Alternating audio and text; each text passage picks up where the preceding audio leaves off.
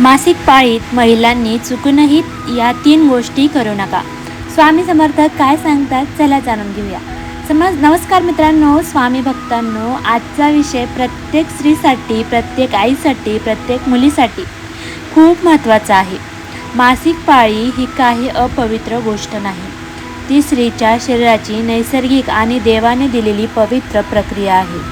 पण आपल्या मोठ्यांनी, आपल्या आजींनी, आयांनी आणि आध्यात्मिक परंपरेत काही गोष्टी वारंवार सांगितलेल्या आहेत. मासिक पाळीत काही गोष्टी चुकूनही करू नयेत का? भीतीपोटी की त्यामागे शरीर, मन, ऊर्जा याचं काही खोल कारण आहे का? आज पाहणार आहोत स्वामी समर्थांच्या शिकवणीनुसार, आपल्या परंपरेनुसार मासिक पाळीत महिलांनी चुकून न कराव्यात अशा 3 गोष्टी. म्हणून व्हिडिओ शेवटपर्यंत नक्की बघा, कारण मी शेवटी एक अतिशय सोपी स्वामी सेवा सांगणार आहे, जी या 5 दिवसात मनाला खूप शांतता देईल. पहिला आहे, शरीरावर जास्त ताण देणारी कामे करू नका. सर्वात पहिली आणि महत्त्वाची गोष्ट, मासिक पाळीत शरीराला जबरदस्तीने खूप त्रास देऊ नका.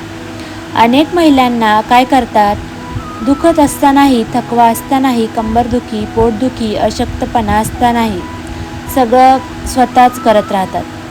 घरकाम, धावपळ, वजन उचलणे, खूप उभं राहणे, जास्त थकवं काम करणं. मग शरीर आतून सांगतं की थोडा आराम दे, पण आपण काय करतो, ऐकतच नाही. स्वामींच्या शिकवणीशी याचा काय संबंध आहे बरं? स्वामी समर्थ नेहमीच एक गोष्ट शिकवतात, शरीर हे देवाचं मंदिर आहे आणि मंदिराची काळजी आपण घेतलीच पाहिजे. जेव्हा शरीर आधीच रक्तस्राव, वेदना, हार्मोनल बदल यातून जात असतं, तेव्हा त्याला विश्रांतीची गरज असते. या दिवसात जर स्त्रीने स्वतःला सतत रेटत राहिलं तर अधिक थकू शकते, चिडचिड वाढू शकते, डोकेदुखी, अशक्तपणा, मूड स्विंग्स आणि पोटदुखी अजून वाढू शकतं. तर काय करावं? या दिवसात शांत राहण्याचा प्रयत्न करा. 10 मिनिटे स्वतःसाठी काढा. मोबाईल किंवा गोंधळापासून थोडं दूर राहा. हलकं भजन, नामस्मरण, मंत्र ऐका. स्वतःशी प्रेमाने बोला. एक गोष्ट कायम लक्षात ठेवा बरं का, मासिक पाळी म्हणजे कमजोरी नाही, पण या दिवसातून स्वतःला समजून घेणं खूप गरजेचं आहे. देवापासून दूर गेल्यासारखं समजू नका. आता दुसरी आहे भावनिक गोष्ट. अनेक महिलांच्या मनात हा प्रश्न असतो, मासिक पाळी देवाचं नाव घ्यायचं का? आणि खूप जणींना लहानपणापासूनच असं सांगितलेलं आहे की या दिवसात देवापासून दूर राहा. पण इथे एक गोष्ट प्रेमाने समजून घ्या बरं का, देव कधीच आपल्या भक्ताला दूर करत नाही. स्वामी काय शिकवतात? स्वामी समर्थांनी कधीच भक्तीवर बंदी घातलेली नाही. भक्ती ही मनाची असते, शरीराची नाही.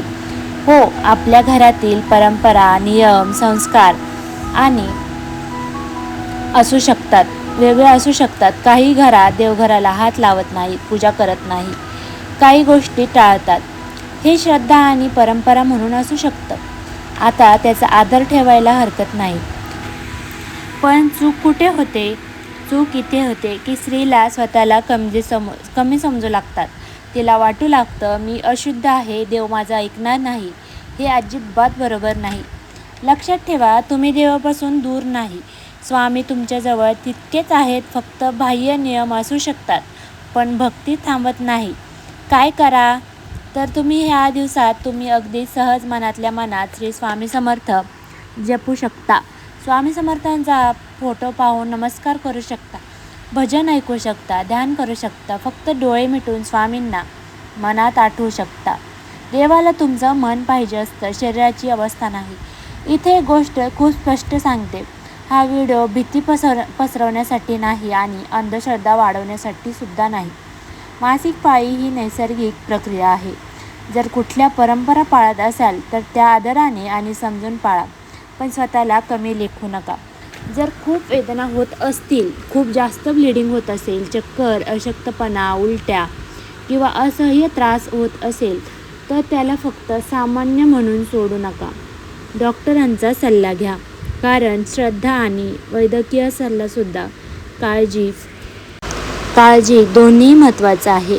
आता जसं वचन दिलं होतं तशी एक अतिशय सोपी सेवा सांगते. या दिवसात सकाळी किंवा 5 मिनिटे शांत बसा, डोळे मिटा आणि मनात 11, 21 किंवा 108 वेळा म्हणायचं आहे, श्री स्वामी समर्थ. बस इतकंच, काही मोठं नाही, काही कठीण नाही, फक्त प्रेमाने शांतपणे मनापासून. यामुळे मन शांत होतं, भीती कमी होते, भावनिक ताण कमी होतं आणि आतून आधार मिळतो. म्हणून पुन्हा एकदा लक्षात ठेवा, मासिक पाळीत महिलांनी चुकूनही या गोष्टी करूच नका. शरीराला जास्त त्रास देऊ नका, मनात नकारात्मक साठवू नका, देवापासून दूर गेल्यासारखं समजू नका. स्वामी तुमच्या सोबत क्षणाक्षणाला आहेत. जर व्हिडिओ आवडला असेल तरच लाईक करा, शेअर करा आणि कमेंटमध्ये नक्की लिहा, श्री स्वामी समर्थ, जय जय स्वामी समर्थ. भेटूया पुढच्या नवीन व्हिडिओमध्ये. तोपर्यंत धन्यवाद. श्री स्वामी समर्थ.